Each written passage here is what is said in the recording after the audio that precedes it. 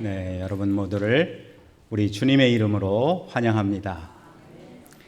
오늘 찬양대 찬양의 내용이 정말 은혜롭군요. 감사합니다. 신약 성경에서 우리가 복음을 가장 잘 표현한 것을 이야기한다면 아마 탕자의 비유를 이야기할 것입니다. 이 탕자의 비유를 통해서 우리는 하나님께서 무엇을 기뻐하시는가, 하나님의 기쁨이 어디 있는가 하는 것을 깨닫게 되는데요.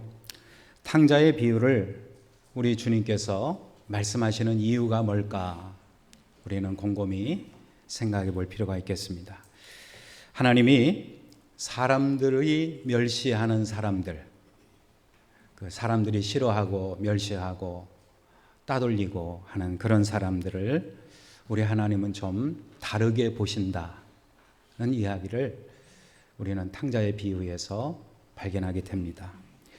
그리고 하나님께서는 세상 사람들이 용서하지 못할 만한 그런 죄인들, 못된 사람들, 그런 사람들이 회개하고 돌아오면 그 시대의 바리새인들이 회개하고 돌아오는 것보다 더 기뻐하시는 하나님이시다 하는 그런 역설적인 이야기가 담겨져 있는 거예요. 우리들 대부분은 어쩌면 우리보다도 더 악하다, 저 사람은 나보다 더 악한 사람이야 라고 생각을 하게 될 때 그 사람들을 향해서 어떤 그 분노, 적어도 내 마음속에 숨겨져 있는 분노가 있지 않나, 그런 생각을 해볼 필요가 있겠어요. 그래서 옛날 예수님 시대의 바리새인들처럼 어떤 차가운 도덕적 잣대를 가지고 사람들을 평가하고 사람들에게 비난을 하는 것을, 비판하는 것을 그저 서슴지 않는 그런 경우가 있지 않는가라는 것이죠. 그래서 심지어 전도할 때에도 저 사람은 아니야 라고 생각해서 사람을 차별하고 어떤 편견에 의해서 사람을, 자기 취향에 맞는 사람은 전도하고 그렇지 않은 사람은 또 아예 외면하는 그런 경향이 혹시 있지 않냐 이 말이죠. 예수님 시대의 창녀 또는 세리라고 하는 것은 죄인과 동격이로 여겨지는 그러한 인물들이었는데요.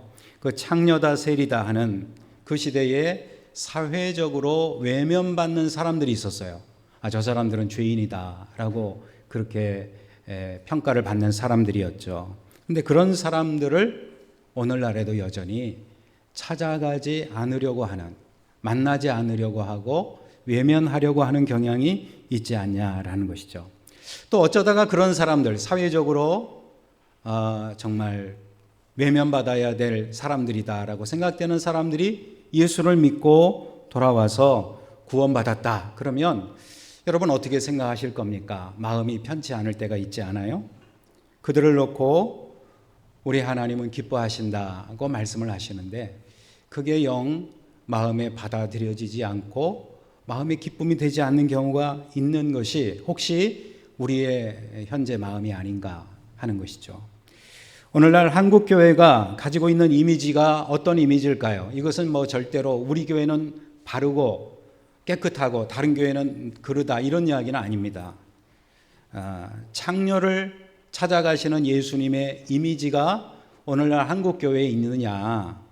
아니라고 생각이 되지 않아요? 돌아온 탕자를 끌어안고 그 탕자를 인하여서 기뻐하고 춤을 추는 그 아버지의 이미지가 오늘날 한국 교회에 있느냐라는 것을 우리가 좀 진지하게 생각해 볼 필요가 있겠어요. 어쩌면 우리 모두는 바리새인의 이미지에 좀 더 가깝지 않는가. 새로운 율법주의, 신율법주의에 우리를 가둬놓고 사람을 평가하고 비판하기를 너무나 쉽게 생각하는 경향이 있지 않느냐라는 것이죠. 그래서 그 탕자의 비유에서 나오는 큰아들의 이미지가 바로 그것이다 이 말이에요. 그래서 창녀를 구원하기 위해서 우리 예수님은 수말리 길을 걸어서 그 영혼을 바라보실 때 긍휼히 여기시고 사랑하신 주님, 오늘 이 집에 구원이 임하였도다 선포하신 그 주님의 사랑을 우리가 생각해 볼 필요가 있겠어요. 우리의 모습은 탕자가 돌아왔을 때 그 탕자를 얼싸안고 정말 탕자지만, 정말 못된 놈이지만, 그러나 못된 놈으로 보지 않고 사랑하는 아들로 보고 금가락지를 끼고 신을 심기고 잔치를 배설한 그 아버지의 기쁨을 우리도 과연 소유할 수 있느냐라는 것이에요. 어느덧 우리도 모르는 사이에 큰 형의 이미지가, 바리새인의 이미지가 우리 안에 들어와서 그것이 마치 교회의 모습인 양 생각하는 경향이 있지 않느냐라는 거예요. 그래서 세상에서 좀 터부시하는 사람들이 교회에 오면 그런 사람들을 향해서 뭔가 분노하는 감정이 있지 않느냐라는 것이에요. 하나님의 사랑을 우리가 실천하기 위해서는요, 긍휼히 여기는 마음이 필요합니다. 나보다 약한 사람을 우리는 어떤 경우에 그냥 너무나 쉽게 생각하고 조롱하는 경향도 있지 않는가? 또 나보다 악하다고 생각하는 사람들을 향해서 우리가 어찌 보면 긍휼히 여기는 마음을 잃어버리고 쉽게 비난하고 비판하고 정죄하고 있지 않느냐라는 것입니다.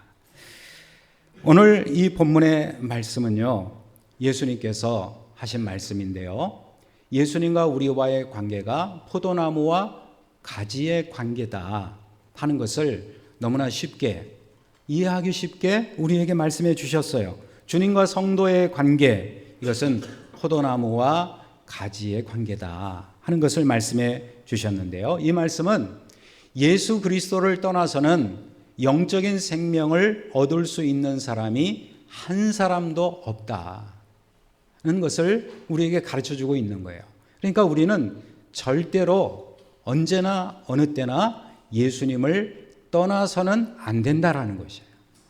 우리는 언제나 예수님과 함께 예수님 안에 거하는 성도로 살아야 한다는 것입니다.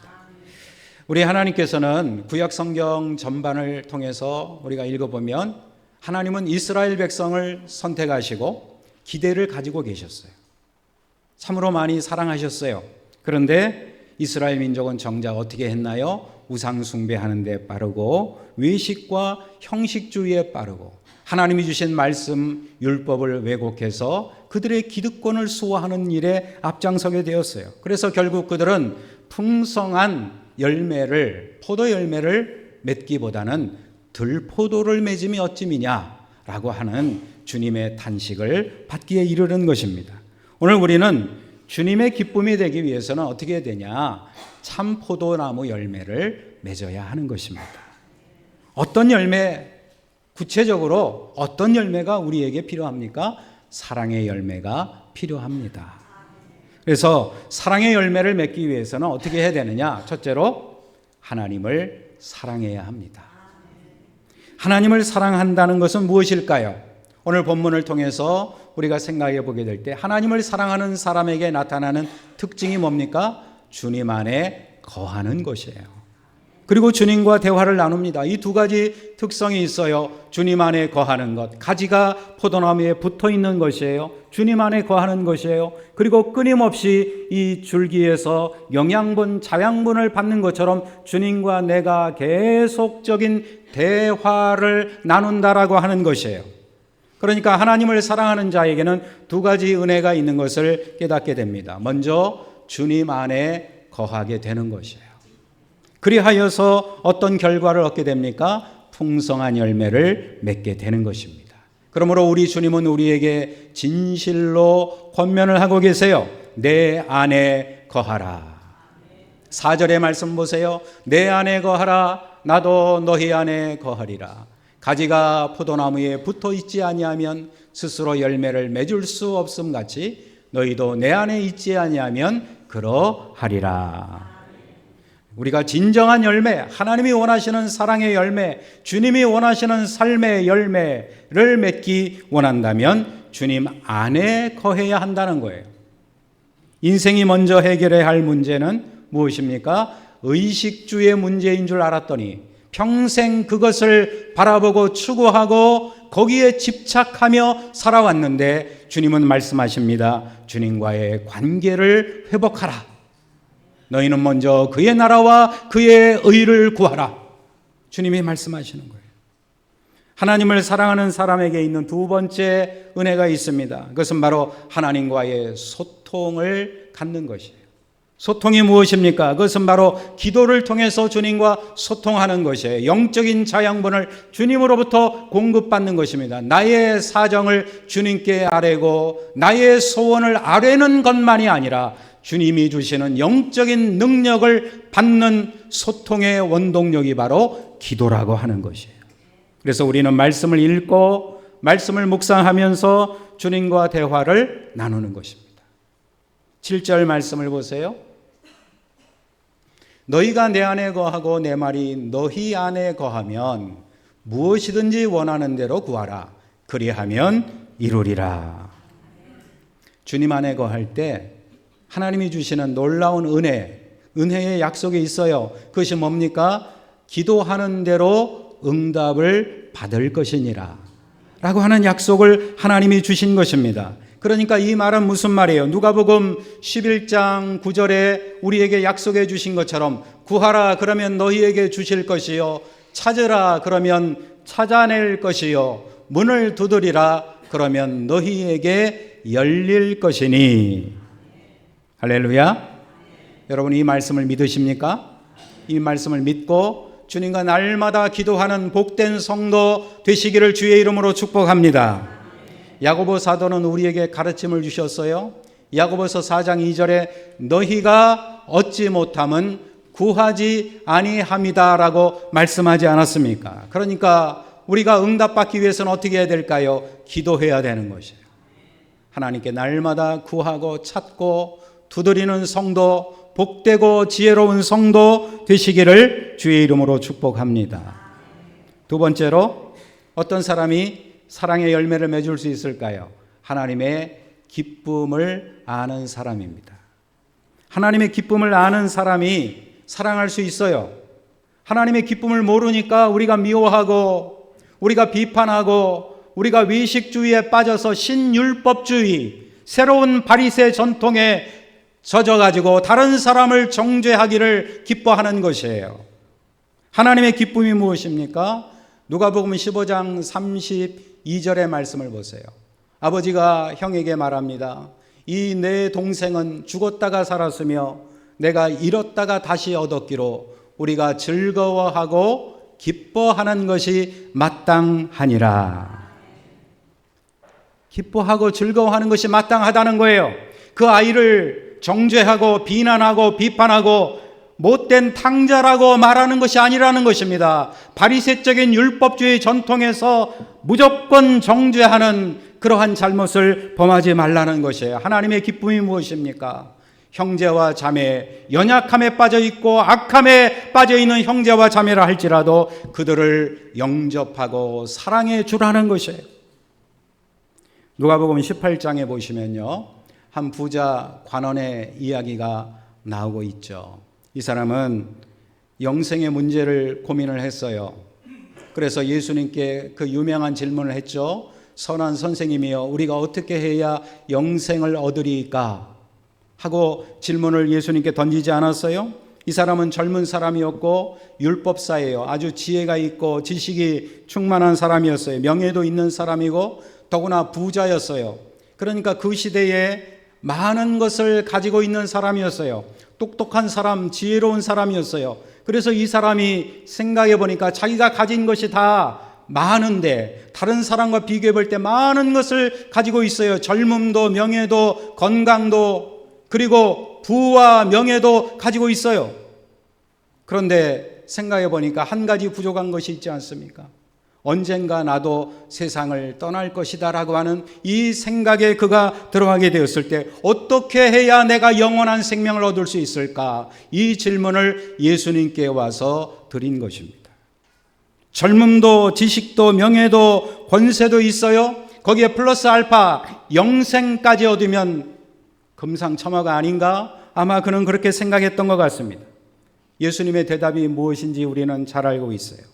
모든 것을 다 가질 수 있는 것이 아니라는 것입니다. 네가 포기해야 할 것이 있다. 내가 가진 것을 다 팔아. 그냥 일부분만 팔으라고 했다면 용납이 됐을 텐데 우리 주님은 다 팔으라고 말씀하셨어요. 그리고 가난한 자들에게 나눠주고 그리고 와서 나를 따르라. 야, 이거 정말 어려운 이야기 아닙니까? 그는 결국 심히 근심하는 가운데 그가 소유하고 있는 것, 그가 가지고 있는 것으로 인하여서 그가 소유할 수 있었던 영생을 포기할 수밖에 없었다는 이야기를 들려주고 있는 거예요. 여러분, 진리와 세상, 과연 어느 것을 우리는 취할 수 있을까요? 사도 바울은 우리에게 말씀합니다. 사랑은 진리와 함께 기뻐한다 라고 말씀을 하고 있어요. 그 사랑의 마음은 어떤 마음입니까? 고린도전서 13장 7절의 말씀을 한번 보세요. 모든 것을 참으며 모든 것을 믿으며 모든 것을 바라며 모든 것을 견디느니라. 사도 바울이 말씀한 이 모든 것의 영역을 우리가 어찌 다 헤아릴 수 있을까요? 그분의 삶과 그분의 고난, 그 고통의 깊이를 우리가 다 이해하지 않고서는 모든 것의 영역을 다 알 수가 없을 거예요. 사도 바울은 말씀합니다. 모든 것을 참으며 믿으며 바라며 모든 것을 견디게 하는 능력은 어디 있느냐? 사랑에 있다. 하나님을 사랑함으로 모든 것을 참고 믿고 바라며 견딜 수가 있었다라고 그는 고백하고 있는 것이에요. 그러니까 여러분, 우리가 가질 수 있는 기쁨은 무엇일까요? 주님의 말씀을 우리 가슴에 품게 될 때, 진리를 우리의 심령 속에 품게 될 때 그 말씀을 통해서 주시는 주님의 기쁨이 우리 안에 충만하게 역사하게 되는 것입니다. 그래서 오늘 본문 11절은 우리에게 선언하고 있어요. 내가 이것을 너희에게 이름은 내 기쁨이 너희 안에 있어 너희 기쁨을 충만하게 하려 함이라. 자, 이 말은 무슨 말일까요? 주님과의 교제를 통해서 우리가 어떻게 주님과 교제합니까? 주님의 말씀을 읽고 듣고 묵상함으로 이 말씀이 내 안에 살아 역사하게 되면 내 삶에 적용이 되게 되는 것입니다. 바로 이것이 주님과 교제예요. 주님의 말씀이 내 안에 살아 역사함으로 그 말씀대로 살아가는 자의 기쁨은 세상이 감당할 수 없고 막을 수 없는 기쁨이라고 하는 것이에요. 인간은 본래 하나님과 교제하기 위해서 창조된 존재입니다. 하나님은 그래서 인간을 창조하시고 매우 기뻐하셨어요. 그리고 에덴 동산에서 하나님께서 아담과 교제하셨잖아요. 우리 하나님은 교제하기를 원하시는 분이에요. 오늘날에도 말씀을 통해서 우리 안에 살아 역사하셔서 우리와 인격적인 대화를 나누시고 우리와 교제하시는 하나님을 날마다 만나시기를 축복합니다. 그런데 인간의 죄로 말미암아서 인간이 타락한 것이 문제가 됐잖아요. 하나님과 화해를 이룰 수가 없었어요.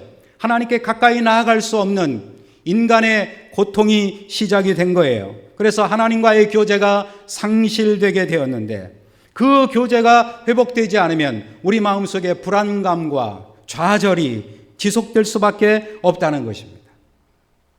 유명한 어거스틴이라고 하는 신학자가 있었죠. 이 어거스틴은 젊은 날에 방탕한 삶을 산 사람으로 유명합니다. 부모님께 거짓말을 하고 젊은 날에 자기 욕망을 채우기 위해서 비열한 속임수도 거리낌이 없었던 사람이에요.